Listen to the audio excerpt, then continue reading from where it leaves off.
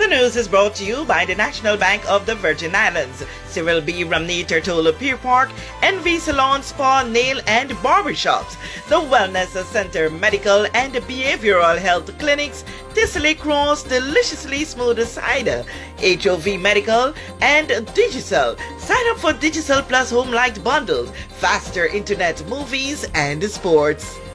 At the regional preparatory meeting for the Caribbean region held from August 8 through 10 in St. Vincent and the Grenadines, the world heard. We have to find the additional resources needed to achieve the things we want to do. But why? The BVI does not receive any financial assistance from the UK. We have not received any external funds for our operational budget since 1978. Representing the Virgin Islands at the three-day meetings, Benito Wheatley called for Caribbean territories to receive international support.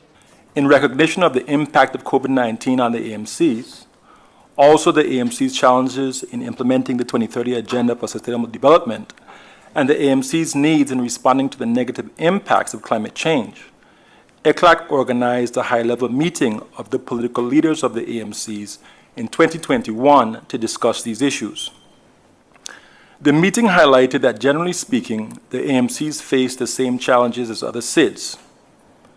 For some AMCs that are middle or high income, like the BVI, we do not qualify for official development assistance or concessional financing under the existing international rules.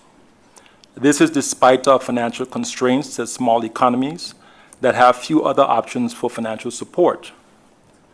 You will recall that after the BVI sustained damage worth $2.3 billion from Hurricanes Irma and Maria, we only qualified for loans on our own credit from the Caribbean Development Bank in the amount of $110 million. The government received no direct grants toward its budget for operations or reconstruction.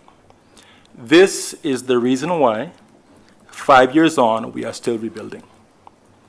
The BVI and some AMCs also do not qualify for climate financing under the established international mechanisms, despite having the same climate vulnerability as other islands in the Caribbean, and also the need to transition to renewable energy. The resources available to some of the AMCs for climate response are very scarce unless we turn to borrowing, as I mentioned. There is also the issue of small government administration and limited capacity. AMCs are in need of capacity building and technology transfer to overcome this problem. Most AMCs also face the challenge of sargassum seaweed that is affecting their tourism sectors. The main point here is that the ECLAC high-level meeting of AMCs indicated that there are real gaps in support to the AMCs for sustainable development and climate change, which need to be filled if the AMCs are going to achieve the sustainable development goals. Partnerships are desperately needed to fill these gaps.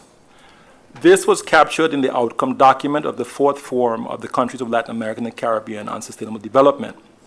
Importantly, in the BVI's case, the UN system has been a great partner in terms of providing technical assistance in key areas with limited resources that they can apply to us. In June, the BVI government and UN system held a Sustainable Development Forum on Tortola, where 10 UN agencies and the government administration discussed additional areas of UN technical assistance to support the implementation of the BVI's National Sustainable Development Plan and our Blue Economy Roadmap. We also began a dialogue on innovative financing in an effort to mobilize resources for sustainable development and to build climate resilience. And we will also be exploring the possibilities for trilateral cooperation with third parties. Thank you, Didier, to you and your team for traveling to the BVI to meet with us to discuss these critical issues.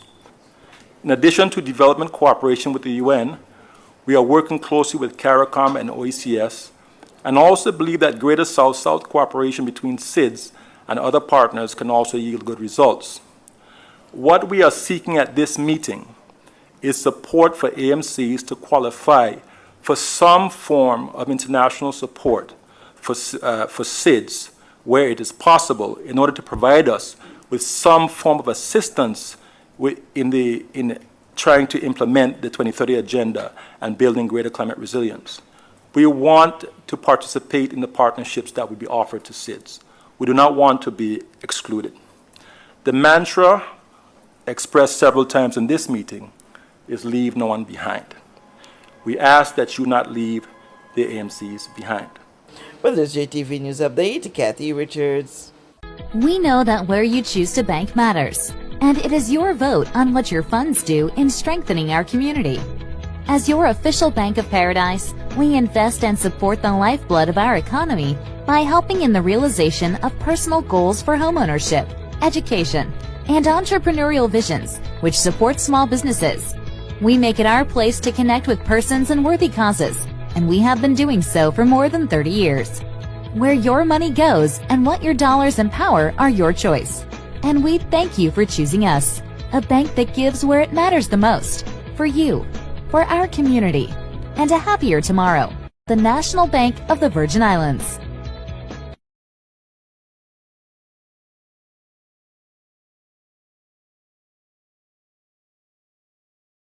Everyone looks to the future, but no one truly knows what the future holds. The number of people under the age of 20 with type 2 diabetes could increase by 49% by 2050. Let it be known that we all have a 30% chance of developing hypertension. Globally, more than 300 million people of all ages suffer from depression. More than 60,000 young adults aged 20 to 39 are diagnosed with cancer each year. Obesity leads to problems such as stroke, heart disease, and kidney failure. No matter your race, age, or color, we are all at risk. These diseases can be managed or prevented if caught early. But with the right medicine and the right doctors to keep us on a path to live a robust and healthy life, We will live well.